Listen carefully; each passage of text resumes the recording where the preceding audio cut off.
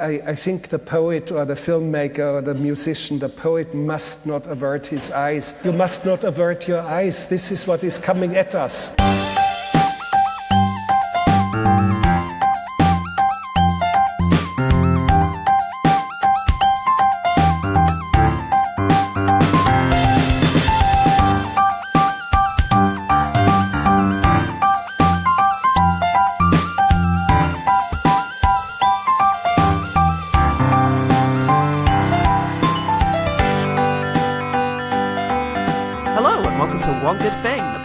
That tries to find the one cultural reference that's actually still relevant, or was ever relevant, or funny, or just not hateful. I'm Paul Salt. I'm a deep-seated misogynist. Oh, tell us something new. Matthew Gray has returned to inflict more misery upon the Pauls. He wanted us to review one of those dreadful parody movies you see around the place nowadays. Which one? I hear you groan.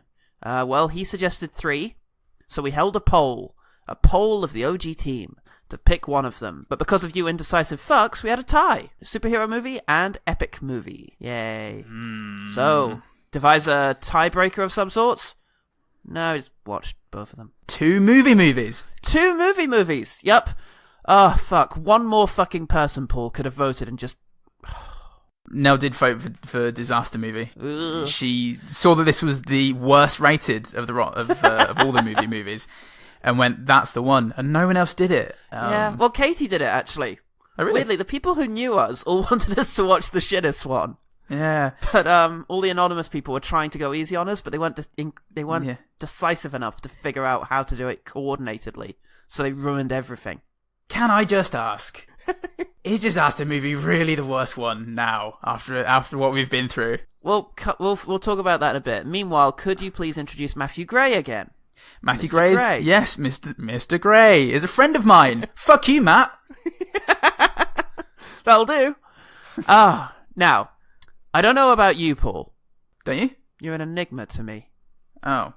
Consequently, I don't know if we have this in common, but I always thought that all these fucking movies were made by the same team of hateful assholes who just kept cranking them out year by year. I had a sneaking suspicion. I didn't want it to be true. It's movie studios. Well, it turns out there's a whole interconnected, interweaving world of terrible guys who make these fucking movies. So, in the year 2000, Scary Movie was primarily made by Keenan Ivory Wayans and his brothers. Ah, yes. It was a satire of Scream, but also had a bunch of other horror movies in there. I Know What You Did Last Summer. Yeah.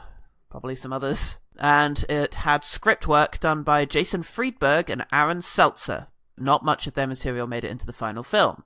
They didn't like that, so they went off and did their own thing, starting with Date Movie, all further references to which will be redacted from this podcast. Famously vetoed Date Movie. Then they made Epic Movie, and then later on they made Meet the Spartans and Disaster Movie, and then everyone thankfully stopped paying attention to them and have never heard of any of the others. Meanwhile, the Wayans, the original guys who made Scary Movie, went on to keep making those for a while. And from the third film onwards, they involved Craig Mazin, David K. Weiss, or Weiss? Weiss? Weiss. I'd go with Weiss. Yeah, let's go Weiss. And spoof movie royalty David Zucker, who back in the day was involved in Airplane and The Naked Gun. Those films that we really like. Those funny films, remember? The ones I only have good memories attached to. Let's keep it that way. Well, those 3 eventually made Superhero Movie. So the 2 films aren't actually related at all. The only thing they share, apart from the word movie, is a Kevin Hart. Is Kevin Hart in Epic Movie? Yes, he's the the satire of the Paul Bettany character from Da Vinci Code. You know, the white face, the monk. That's Kevin Hart? Yeah. Fuck me. So both these movies only they only have a distant common ancestor. Yes, in fact, Superhero Movie was meant to be called Superhero with an exclamation mark, like Airplane. But then Epic and Disaster Movie did really well at the box office, so they renamed it Superhero Movie. What we're seeing here is a really unpleasant gross-out parody arms race. So, who's going to come out on the top? Oh, I did a sex one! We are reviewing Epic Movie, written and directed by Jason Friedberg and Aaron Seltzer, and Superhero Movie, written and directed by Craig Mazin, but produced by Robert K. Weiss and David Zucker. Nice. Epic Movie was actually produced by Richard Schiff's brother, the Rubbish Schiff. Isn't that his name? That's his name. If he advised President Bartlett, we'd all be dead. Incidentally, Paul, not another teen movie. Was that related to anyone in any way from any of these other movies? No. It was absolutely not, which I suspect you're already aware of, but want to be officially on the record. Yeah, well, that's interesting. Okay. That'll be unrelated to future podcasts. You know the deal with these. Everyone hates them, but they still make loads of money. So, yeah. Regarding superhero movie, Peter Howell at the Toronto Star said, "It looks for all the world as if writer-director Craig Mazin took the screenplay for Spider-Man, propped it up next to his MacBook, and just went through it, inserting fart gags, pratfalls, and the lamest of jokes." Nice bit of product placement in that review there. Dennis Harvey of Variety said 70 minutes of good, if unmemorable fun sure beats 80 or 90 minutes of excruciating parodies for dummies a la Date Movie and Epic Movie. Good but unmemorable fun is not this film. Something completely different. Good but unmemorable fun, like a weekend in Dorset. Yeah, it was good. Like driving through Bude. Yeah, it's hard to say any one thing that happened, but you remember feeling pretty good. You stopped off for that Cornish pasty, or did we? At the Cornish pasty, at the giant Cornish pasty they have in the town square. We stopped off there, took some selfies. It's good. I said 4. Prepositions, sir. Come on. No time for prepositions. We've got women to insult. Whereas, speaking of which, with Epic Movie, Nathan Rabin at the AV Club said, "Epic Movie strays so far from the solid fundamentals of filmmaking that it calls the very foundation of humour into question." My God. Epic Movie walked into the pantheon of human concepts and just started pulling on that pillar. Are you not entertained? All the comedy falling apart around it. There goes knob gags! Quick, open your mouth and catch them. Fuck this film. Already. Fuck this film. Similarly phrased, Jason Anderson at the Globe and Mail said of Epic Movie, "Jason Friedberg and Aaron Seltzer must be stopped." For the last 10 years, this filmmaking team has created a series of spoof movies so feeble, shoddy, and unfunny that they may be part of a diabolical Manchurian Candidate-like plot. I don't know if you saw the Manchurian Candidate, Paul, but it's basically the Chinese release a whole bunch of really awful movies, and it forces Angela Lansbury to kill someone. I think that's it. But what about public? Well, on superhero movie, Robert B. McGorm at Amazon said, "Couldn't resist this when I seen Leslie Nielsen in this movie. Comedy at its greatest, plenty of on-the-floor rolling and laughter involved. I gave this a rating of A grade plus for the storyline and performances by the actors. They make plenty of errors, but who cares? They don't save the world, do they? So with plenty of sparks and things going on..." So with plenty of sparks and things going on, I decided I didn't need much more info about this show. So it's time for munchies and a relaxing break in between doing things. And this... Between breaths. Shit. And this show will put you at ease knowing you have things to do, but later. Enjoy. Fucking me. That might have been the best thing I've ever read. You know how that the theory about Carl Pilkington is that he's actually a genius who can perfectly play this persona of like an empty vessel. I think we have a similar thing here. I'm not willing to believe that that's a real person with real thoughts. What, with his realistic name, Robert B. McGorm? It's just a hunch, He's clearly right? a genius man. Oh, God. Meanwhile, on Epic Movie, Mr. Arthur Mackenzie of Amazon also said, "My kind of humour," which got me interested. So I looked into his other reviews. Oh. And aside from giving 5-star reviews to most of the other movies, he's also purchased and given good reviews to Steed and Mrs. Peel novels. Avengers fan there. Okay. Guides to buying toy soldiers, film soundtracks, and a fireman's helmet that he sent to his nephew in Spain. Oh. So... Well, yeah. He sounds like your regular everyman. He does. Like, I saw a review of some sort of 80s classics thing, and he was like, this is a bit too current for me. And it's like, so the fans of Epic Movie are people really heading on into their sunset years. I mean, that's a very interesting theory. Like, where are all the old people at? and they're all just in there complaining about taxes and the youth, and then just fucking losing it over the sight of a circus man breakdancing. But what if this is the most brilliant parody of all? A parody that we didn't fucking get because we're too close to all of the culture in it. Of life? What if an old person can come to this and be like, this is what young people like. All the boobs and the making fun of minorities that I fought in a war to protect. And, it's brilliant. Oh. Look how ridiculous their culture is. MTV and all these fucking superhero movies that no one likes. Brilliant. Love it. Fuck yeah, maybe it is just... The joke's on us. Ultimate satire. Shit. Shit is the ultimate satire. Thank you, Freeberg and whatever your name was. Oh, fuck me. Both movies made about 5 times their budget back and merited continued efforts by both parties, much to everybody's chagrin. Yay. So, Paul, you goddamn snake on this plane. What's something about superhero movie or epic movie that movied your movie? Oh, my fucking movie. I would have to say I did appreciate Leslie Nielsen in Superhero Movie. A bit of classic parody star there. Yeah. I didn't know anything about either of these films before going in. Oh, so that reveal really actually... Because, there's a build-up to it with the newspaper. Yeah.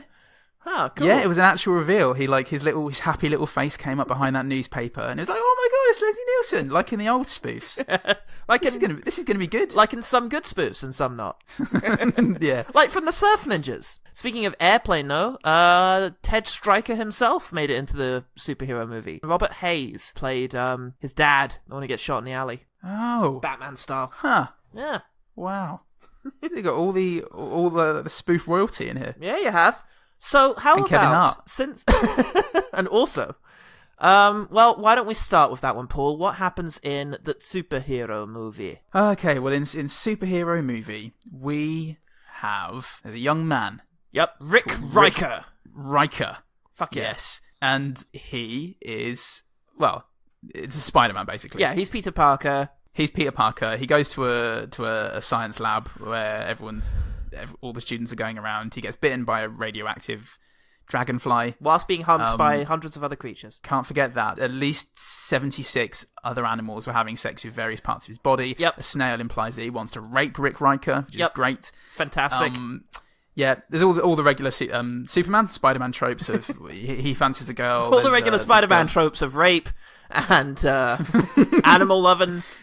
You've all seen the Sam Raimi films. There's an old gypsy woman. She puts a curse on him. Yeah. And, I think that's in Spider-Man. And yeah, that's how he becomes Spider-Man. Yeah. Oh yeah. Okay. Yeah. And the old scientist is dying. Yep. He wants to make a machine that will help him live forever.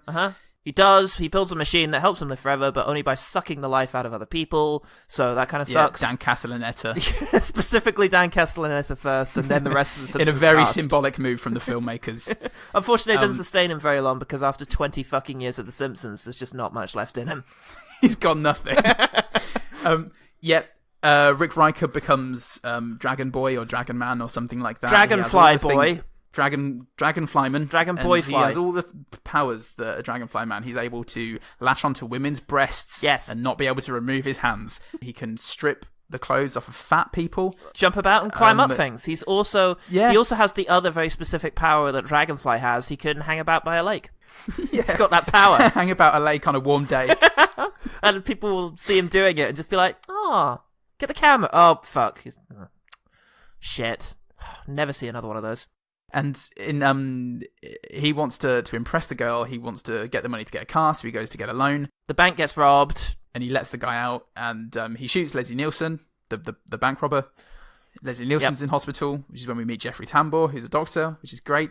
That's the end of that. Yeah, and then so it's now just Rick Riker and his grandmama at home. And his aunt. Yeah, his grandmama. Yeah, and a relation of his. Yes. He takes to stopping some crime. Newspapers report on him. Yeah. He gets a job selling pictures. You've seen fucking Spider-Man. Yeah. It's all of that. It is all of that. It's all of that. It's just occasionally someone farts. Yeah. Oh, he does go to X Manor because he tries to find answers about his weird condition, and after being humiliated for still being a virgin, he is invited to X Mansion, where he gets a tour of the place. By Tracy Morgan.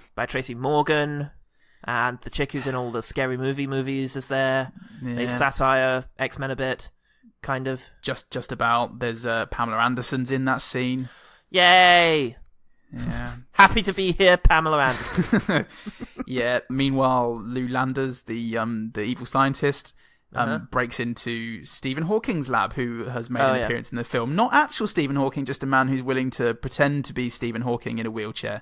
I have a disease that has paralyzed me, but I am not depressed because I have the gift of knowledge. That's a lie. I think about suicide every day. But you should all be happy with your lives. You can walk, talk, wipe your own asses, and then there's all the sex. God bless that hero.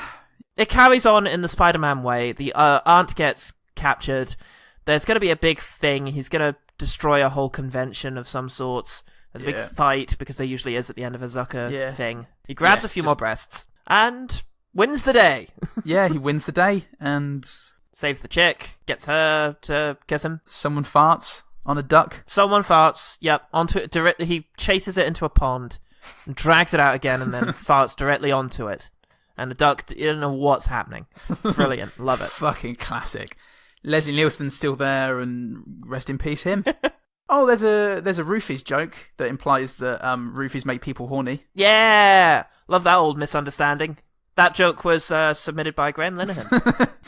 Okay, moving on. Let's move on to dessert. Oh, yes, let's move on to our lovely chocolate-filled donut waffle burger. Yeah, an attractive girl takes that chocolate-filled donut waffle burger, smears it all over her face, and then shits on a duck. The same duck! Fuck me, it's been a hell of a week. Poor fucking duck. Oh. Tell you what, Peter are going to have a lot to say about Aaron Salzer and David Friedman, if that's their names, I forget.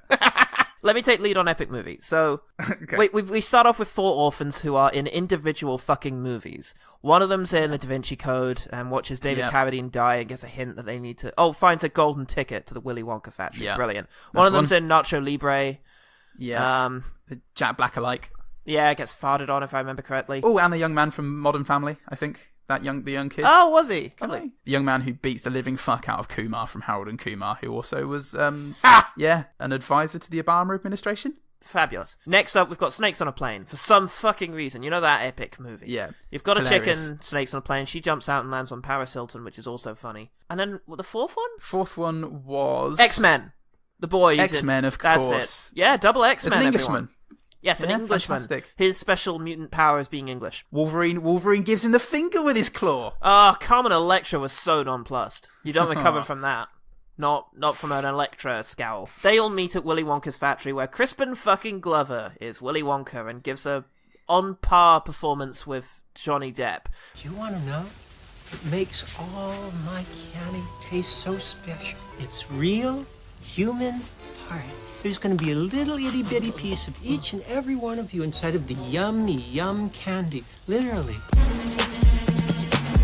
Quite a lot of this movie is actors giving fairly similar standards of performance to Johnny Depp, who just fell short of Mordecai. It turns out Crispin Glover is a creepy predator, of course he fucking is, so they all hide in the wardrobe. In the wardrobe, oh look, it's Narnia! And it turns out they were all related. We didn't know that before, but whatever. No, which is great. Which is inclusive, I suppose, because they're all of different ethnicities, so I'm sure that's what they were going for. A pervy Mr. Thomas shows up in order to show Lucy his crib. There's loads of women in there in bikinis. Yeah, there's an MTV Cribs reference, which is great. Yep, very timely.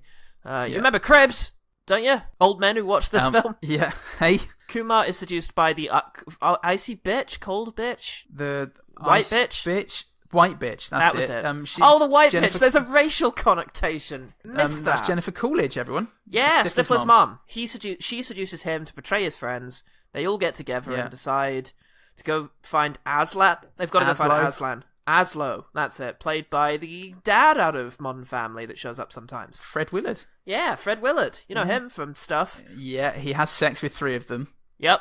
Oh, yeah. Once. It's funny because he also has sex with a man. Paul, I've never heard such a thing. What is that? That must be an early noughties thing. Nish Kumar somehow got separated and was off meeting Captain Jack Swallows at your service. Jack Swallows?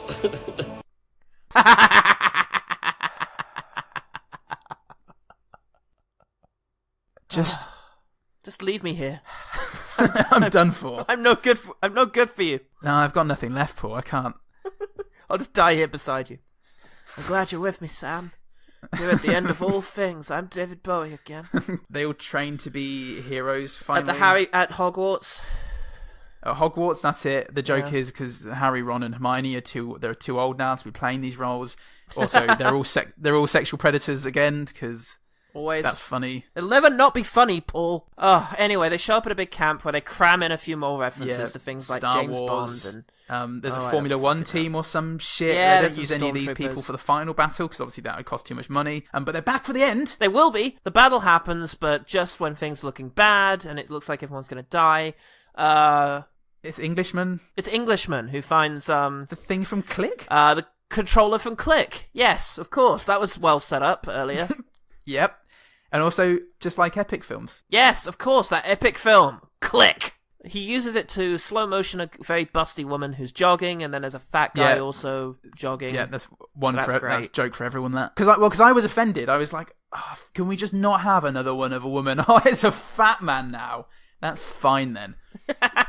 Oh, fat man. Consider me assuaged. Colour me in tickled. They end the battle. They defeat her by cheating. And then they all go back in the cupboard and realise, oh yeah, that's right, we were running away from Crispin Glover. That rings a bell. I guess now he's going to come out and get us. No, they get hit by the fucking wheel that Jack Swallow because was on. Borat's there. Borat's there in his mankini. My name is Borat. You did it. You make a movie film have happy ending. Not.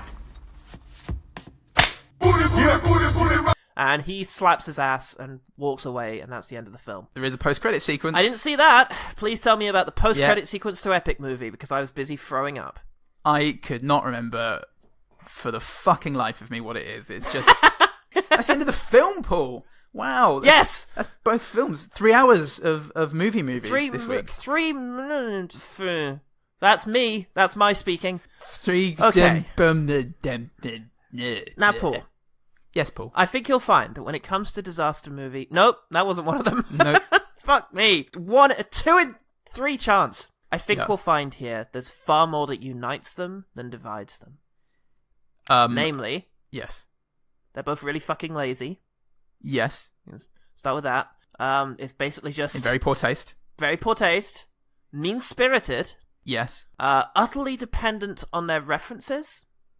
So... If you haven't seen these fucking movies or know of them, so much is going to mean nothing to you. And yet, if you have seen these movies, you'll wonder why they made the references to begin with. Yes.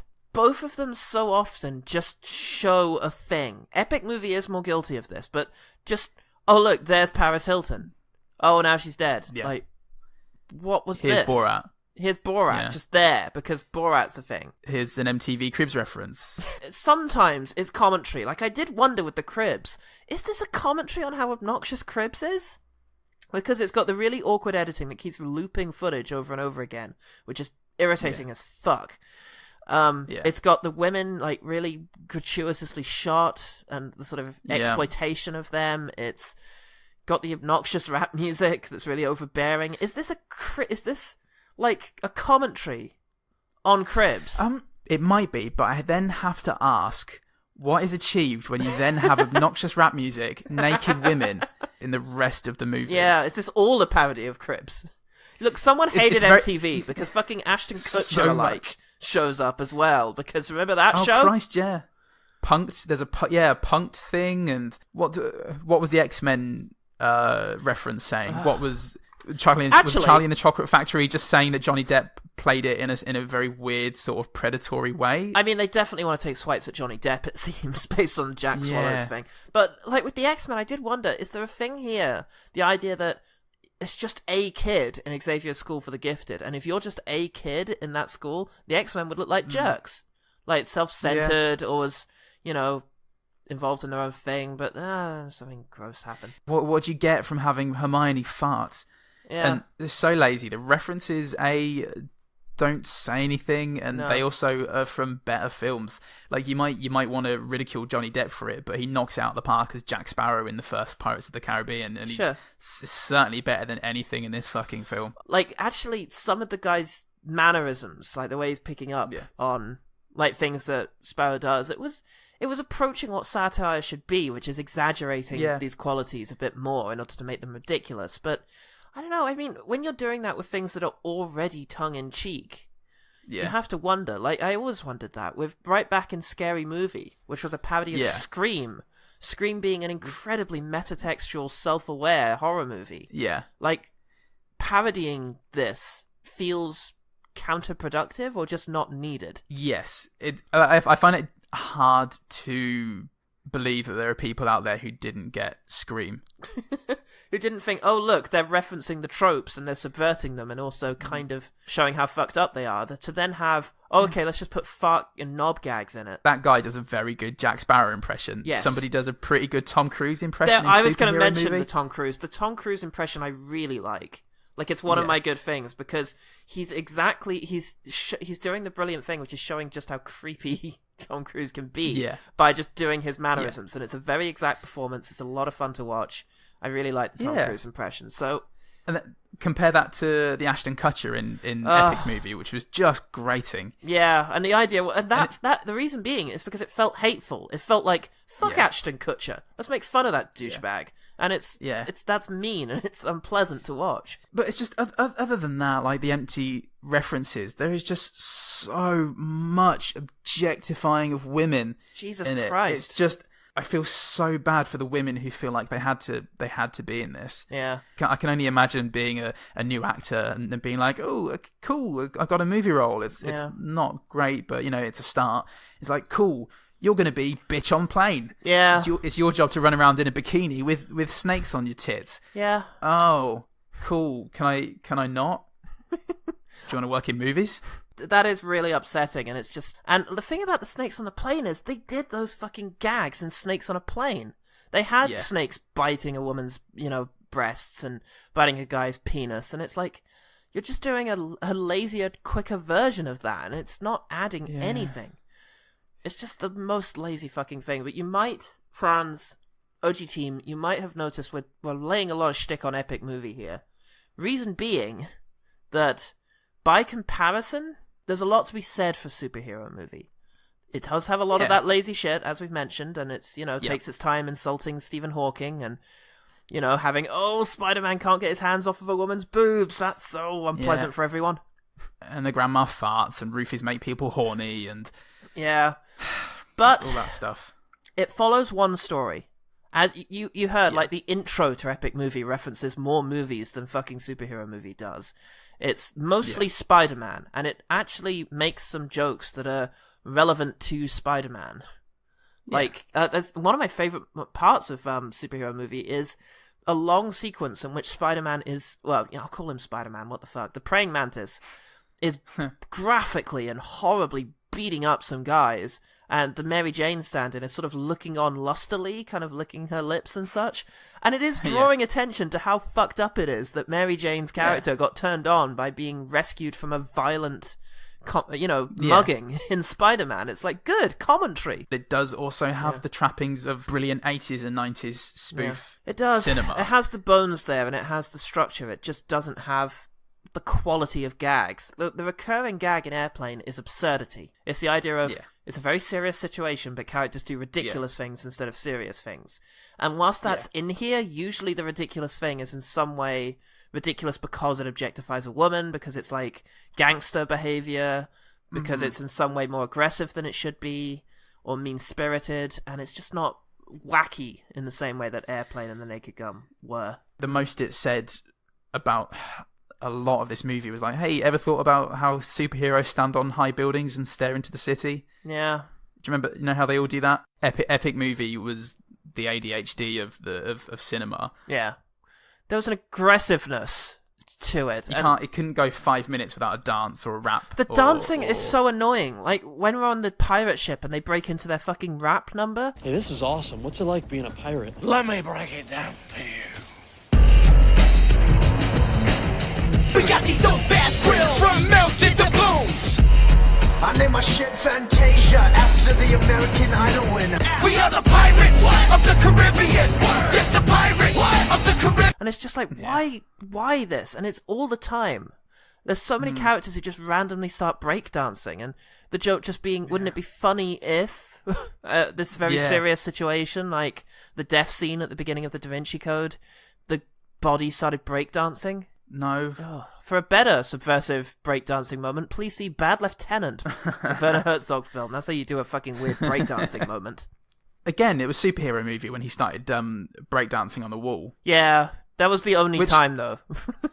Yeah, that was the only time when it was passable. It was escalating it, I think. It wasn't apropos of nothing. Yeah. It was escalating in the context of this film. It works as a joke. Yeah. Because it's set up, and then there's a good bit at the end when the cat also is like trotting up the wall past him. That's the nice spoofing that you've got in Airplane and Naked Gun. Like if Airplane and Naked Gun were all just tit grabs. Yeah, and gross out humor, people throwing up on each other. Yeah, and there's some of that. It's fine. So superhero has that niceness in it. And I think it can all be kind of summed up in Leslie Nielsen's big smiling face when he pulls his newspaper down.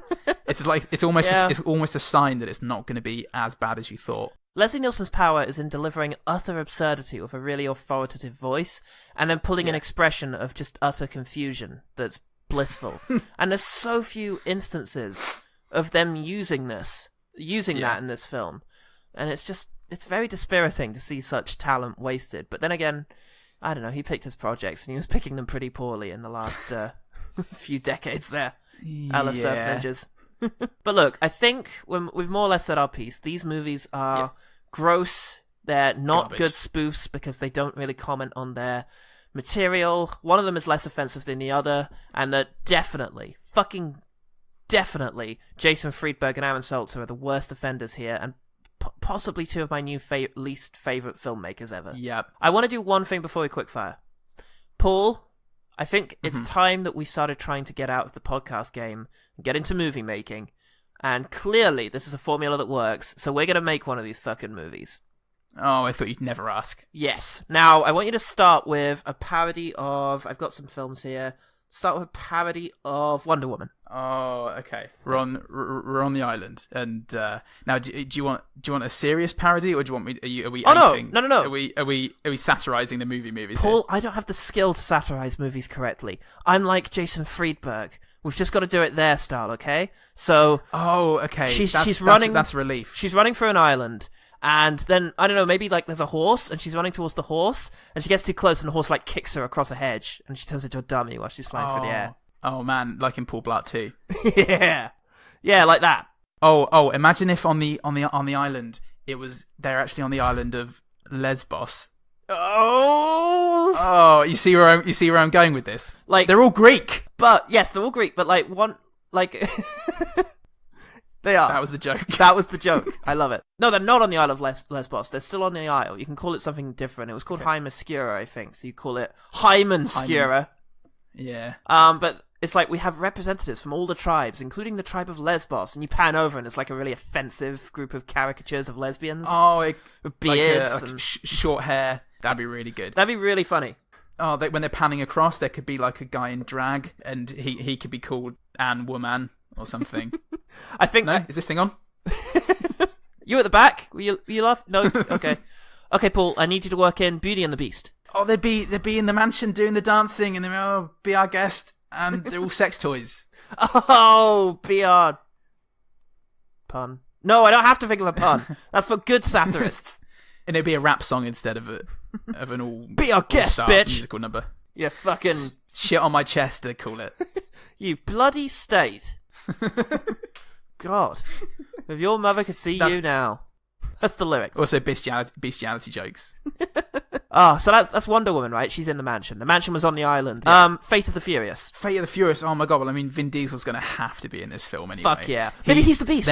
Maybe like after she uses all of the sex toys on the Beast in order in which they're introduced, he turns into Vin Diesel, and Vin Diesel goes, "You saved me."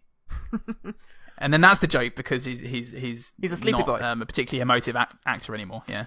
So they get into a very fast car and drive over the water to mainland Europe because it's still Wonder Woman, kind of.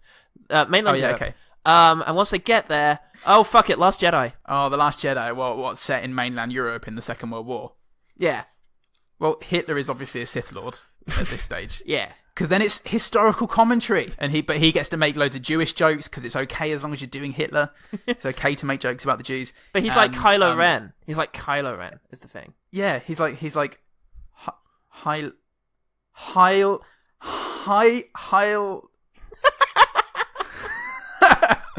Hilo Hitler Ren. Wait for it. He's Hilo Hitler Ren, and he has a swastika lightsaber. Oh shit, that's great. He spins it around, but then Mark Hamill comes in because he's in this as well, because he's now Leslie Nielsen's age when he made superhero movie, and he's not making very good choices anymore. Yeah, he comes in and he's like, "Not today, Hitler," and he cuts his face off and wears it.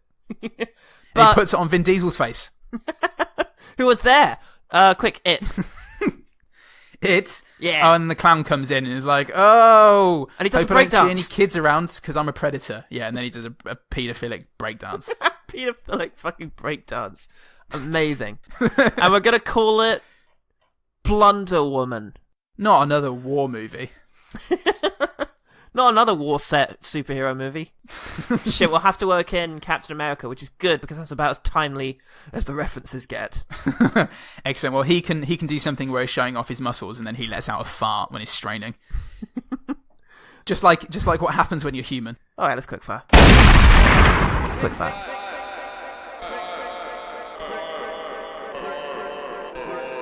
Okay.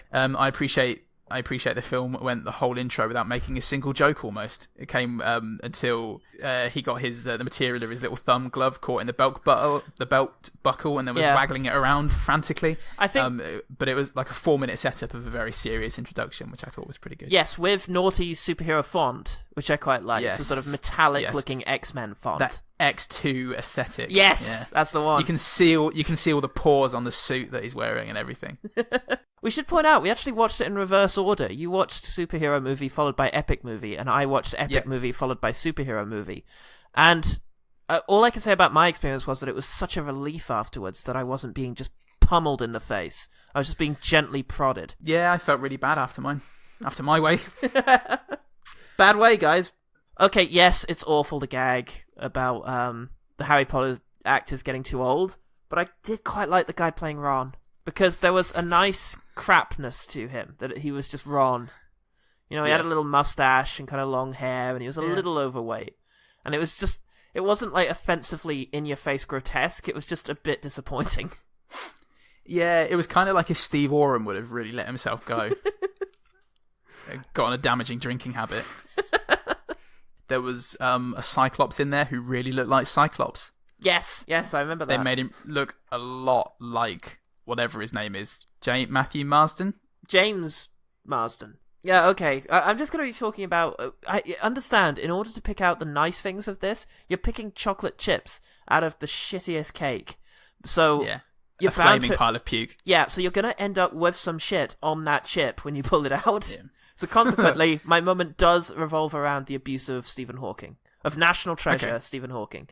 At one point, he gets thrown into a display cabinet that's labelled "How to Raise Killer Bees," and I just like the intentional sort of what's the word? It's like really lampshading how awkward it is to put those killer bees there. It's having a sign there that's just rubbish like that. I quite like that. Yeah, that's a very Simpsons thing, I think. I feel like epic movie used more sets than superhero movie did. I think it was just superhero movie had a real dodgy sort of color palette. It really upped the saturation, so it felt like they were on a green screen constantly. Right. An epic movie felt like they had more sets. Oh yeah, there's a moment where the guy first sees Mystique, played by Carmen Electra. And she's doing like this weird dance with flicking her hair about, and the idea is that, you know, it's one of those moments where it's the exaggerated imagination of the person beholding her and not what she's actually doing. But throughout, the actress who plays Mystique's friend is just sort of smiling pleasantly whilst watching her do this like ridiculous dance. Yeah. Which I enjoyed. Yeah, that's true. That's good. I thought of that bit, there's a much better version of that dance in Jay and Silent Bob Strike Back. I thought there was a nice musical sting when Narnia was introduced. And I don't know if that was just aping the music that was in Chronicles of Narnia, but it was actually a nice bit of music. Yeah. And it might be worth sampling that. Have it here. I don't know. Up here. Yeah. Let's see if future me can be bothered. Can he? Place your bets now.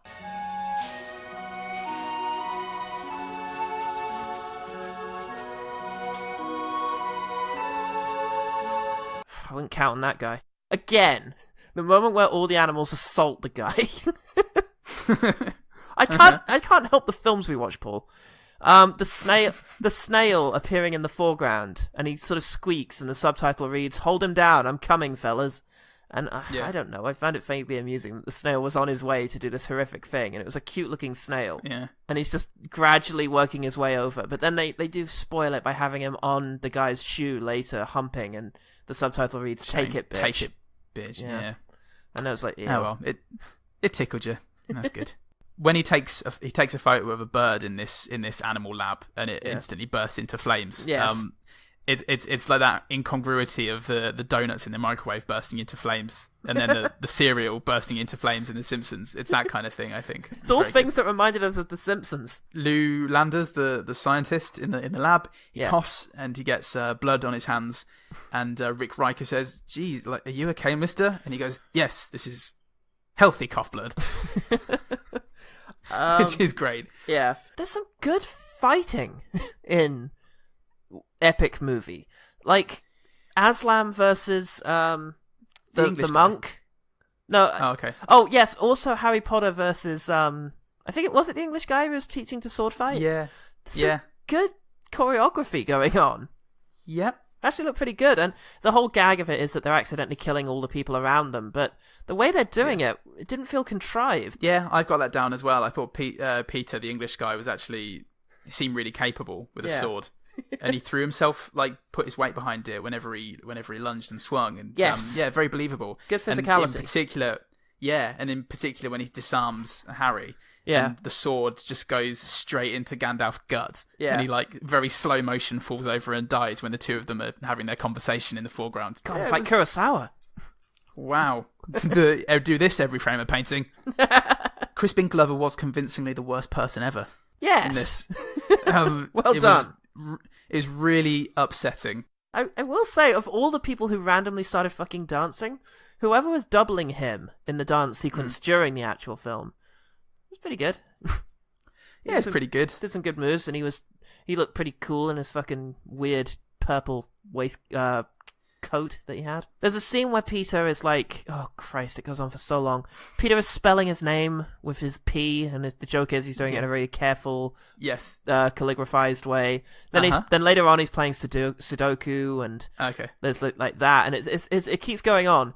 But in one shot where they notice something, they walk past him, and he's just in the background just swinging his hips while supposedly writing various other things with his P, and just the enthusiasm and recklessness with which he was just swinging his finger around. Yeah, it made me laugh. I actually have a bit to add on to that. When he's actually writing his name, the camera cuts down to what he's written, Peter. Yeah. And then there's just a little flourish as he crosses the T. I thought the trope of the white girl repeating everything the black girl says was like, I feel like it was trying to say something about representation, but it just didn't quite get there. We've got to get out of here. We got to get out of here. I just said that. You just said that. I'm really glad you brought that up, because I did not get that at all. I thought maybe it was referencing something that the chick in the Da Vinci Code does, because ostensibly that's who she is. She's the Audrey Tattoo character. Oh, it could be that. Or maybe referencing something that Lucy does in The Lion, the Witch, and the Wardrobe. I had no idea what was going on with that gag at all. I hadn't considered the idea it might be a racial commentary thing. I guess it could have been the Da Vinci Code thing, except that she only did it to Fawn Chambers Watkins, who played what's her name? Susan Pervertsky. They were all called Pervertsky because it's a play on the family name from... It's a play on the family name from Lion, the Witch, and the Wardrobe. It's dumb. Well, anyway. Yeah. Yeah, I guess the fact that she was doing it to Fawn... Yeah, you're right. That does make it... Says something? Yeah, it does. I don't know what it is, but it says something. Speaking of poorly articulated political statements, there was a little anti-Bush sentiment in Epic Movie, which was interesting. Is this a fucking liberal thing? This whole thing? Great. Good to know we got them on our side. Yeah. Well, thanks, guys. Takes all sorts. Different strokes, eh? Every vote counts, I guess.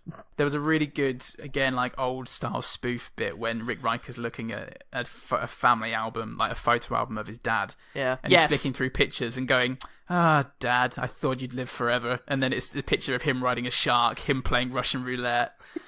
It just escalating. It's brilliant. I can't remember the last one is, but yeah, it's really good, those pictures. One of the great things about those old parodies is that you would often have characters sort of say things and trail off, and you'd be left wondering what they were.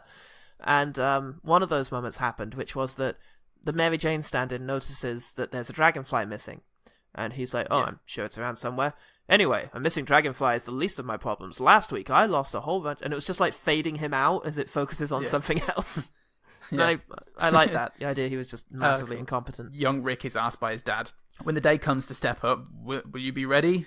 And then a guy comes to mug them. Yeah. And as they're being mugged, he remembers what his father just told him as though it's like a flashback from 20 years ago. Yeah. Looks up into the corner and when that day comes to step up, will you be ready? And And then the whole bit from that, actually, when he's trying to save his parents and is just like murdering them, hurting them and murdering them. Yeah, it's pretty good. Yeah, when he when he says, it's in my pocket, and he reaches in and there's a gunshot and he's like, not that pocket!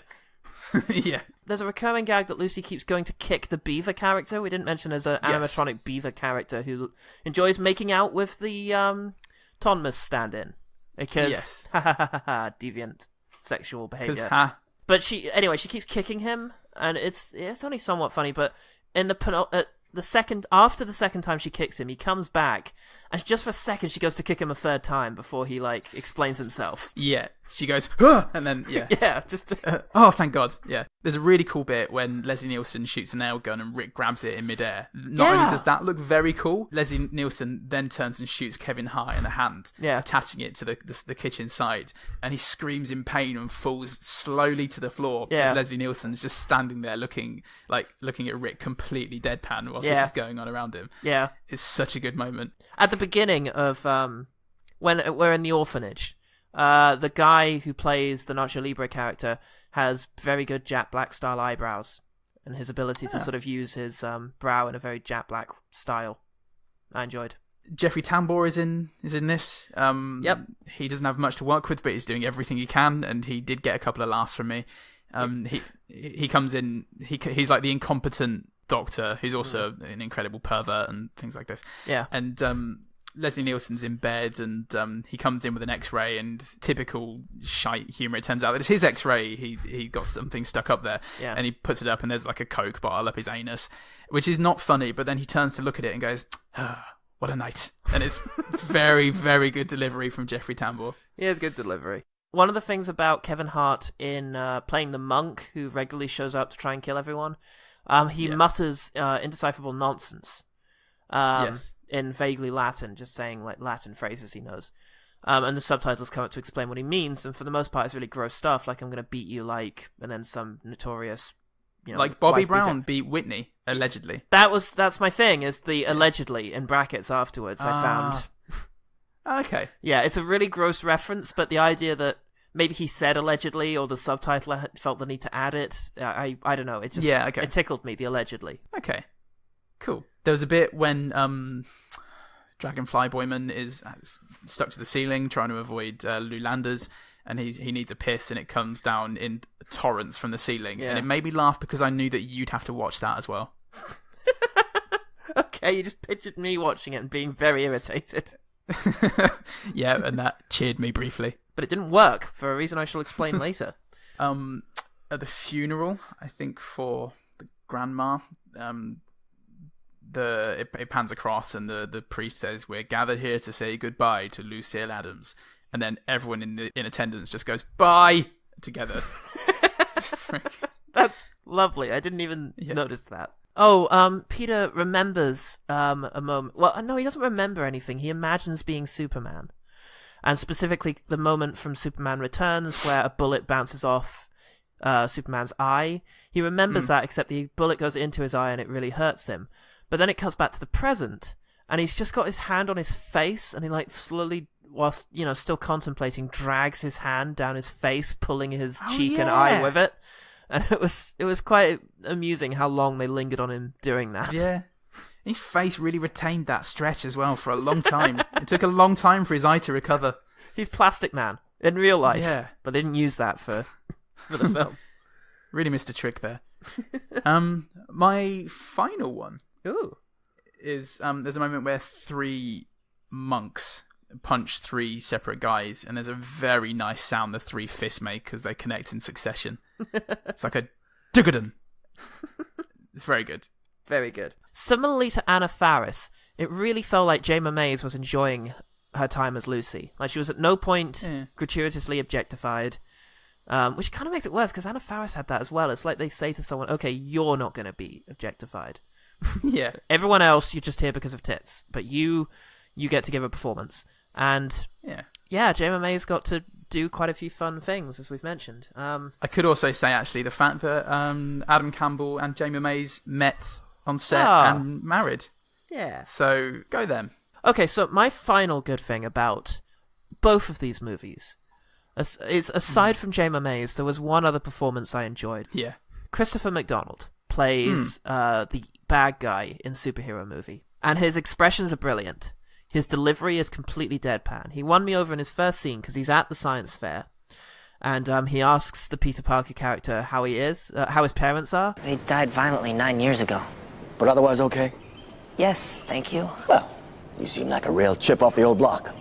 Let's hope you're not violently murdered too. Yeah, he's a very capable presence, I think, and it's pretty good. He was given a lot of good lines. He is, and some good physical moments, because he's got a very a great stoic expression and a real sort of old-fashioned kind of Stan Smith style face. And at one stage, I think Dan Castellaneta goes over to a picture of him and gestures at it and says, "How long will we remain slaves to the lunacy of this man?" And it turns out it's not a picture, it's a window he was just standing at that happens to look like a picture, and he just walks around it.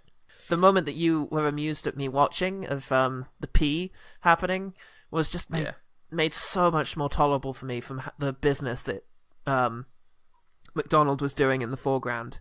Of just because he had to constantly do this expression of having heard something, becoming suspicious, looking around, and then deciding it's nothing and coming away again. And he has to do it 5 times. And the repetitiveness and the exactness of his expressions were really good. Yeah, there's actually a very nonchalant way he picks his nose in the movie, and I can't remember what. Oh, he goes to grab something off of someone and then has to make it look like he's not doing it. Yeah, and he picks his nose and then flicks it, and there's a certain there's such flair to the way he does it. It's pretty magical. It is, and even in the outtakes, there's a great moment, which it's kind of Dan Castellaneta's. No, not Dan Castellaneta. He's dead at this point. Whoever his sidekick is, he says, "So, if I killed 28 people, I'd live for a month." And he's like, "If you did it in February." Yeah, that's nice. Well, that's a nice guy. It's a nice little joke. That look, everyone, a nice joke. Ah, good old superhero movie. It earned every one of those percents. Yeah, it got on Rotten Tomatoes. Until Blunder Woman comes out, we're just gonna leave it there. Let's talk about the one better thing. The one better thing. Deadpool. 2015 superhero movie. About Deadpool. Yeah. And basically, it is a really good parody of a superhero movie, whilst also being a pretty damn good superhero movie. It's very self-aware. It breaks the fourth wall. It's willing to be goofy and silly and even a little grotesque at times. It's doing a lot of the same stuff. It's just doing it better because there's heart to it. There's a real feeling that this was something that somebody wanted to make and wanted to be, just wanted to make it as good as possible. And a lot of people came together to do that, and it has great performances from pretty much everyone.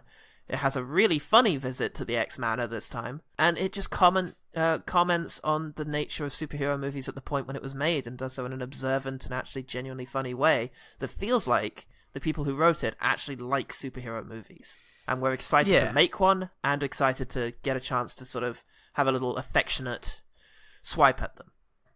Yeah, for sure. And it came out at exactly the right time, I think, just when, we're at a certain saturation point of superhero movies. It just stepped in at the perfect moment with this very, very cool, concise commentary on it, and had such an interesting and funny Ryan Reynolds performance, probably his best, I think, as far as I'm concerned. It's sort of the role he was born to play, and looking forward to the next one. Can't wait. I didn't want to think anymore on epic movie because it's such a mess. How do you hone in on any one thing? And I also didn't want to go too far back and look at classic spoofs of the 80s and 90s in the spirit of the anti-like matters. Yeah. So There are a few superhero movies I was thinking of whilst watching these. One of them was Deadpool. The others were Kick-Ass and Super. Yay! Kick-Ass is the 2010 Matthew Vaughn graphic novel adaptation about a kid becoming a superhero in a highly meta universe. And Super is the 2010 James... I think I've just said 2010 in two different ways there, but I'm going to stick with it. Super is the 2010 James Gunn story of a guy struggling with some real emotional problems after Kevin Bacon stole his wife, as he's known to do. He decides to become a vigilante, intoxicated by the idea of being a hero like his TV idol, Christian superhero, the Holy Avenger. I did actually get a lot of the Holy Avenger in the production level of superhero movie. It was making me think of Nathan Fillion just bursting in and... Yeah. Quote it and just psalming his way around. Both are wickedly violent and funny for different reasons, but they both satirise and also just take a real world look at the consequences of superheroing, managing to poke a little fun at the various tropes that make up your typical winged/caped Avenger/Crusader type adventure. Yeah. You've got some superhero movies to go watch there. And if you want a good spoof of fantasy movies, just go watch the most recent Pirates of the Caribbean. Hey, there's a zinger. Film critic. It's like Jay Sherman over here. Who? I don't know. I was born in 2003. When culture died. And that was The One Better Thing? Yes, that was The One Better Thing. The One Better Thing. Thank you for listening to One Good Thing, everyone. It's been a real pleasure having you there with us. If you do want to get in touch, you can email us at ogtpod@gmail.com. Find us on Twitter and Facebook at ogtpod or /ogtpod, depending on which one that is. Any questions? Any comments? Any questions about that? Nope, good. All clear? Good. We can all go home. Good. Classic. Any comments you might have? Any recommendations that you might want us to tackle in the next decade, just sling them our way.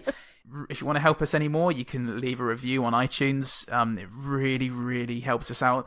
You can, if you want to support the podcast, you can go on ogtpod.bandcamp.com and buy all the jingles. Jingles from episodes 1 to 50 for just £2.50. My novel Doghead is available on Amazon, $5.99 in paperback. We're selling some of the clothing that we've been wearing whilst podcasting, so you can just get in touch with us, PM us, DM or PM or whatever the fuck on Twitter, and we'll send you out the cagoules that we wore during the Fan 4-Stick episode.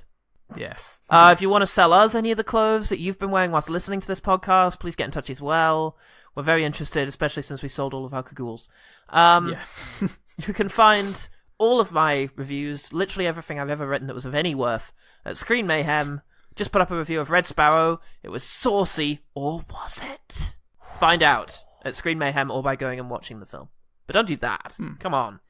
You're going to do that? Don't think things. Going and seeing a movie. Who does that anymore? Am I right, Netflix and chill?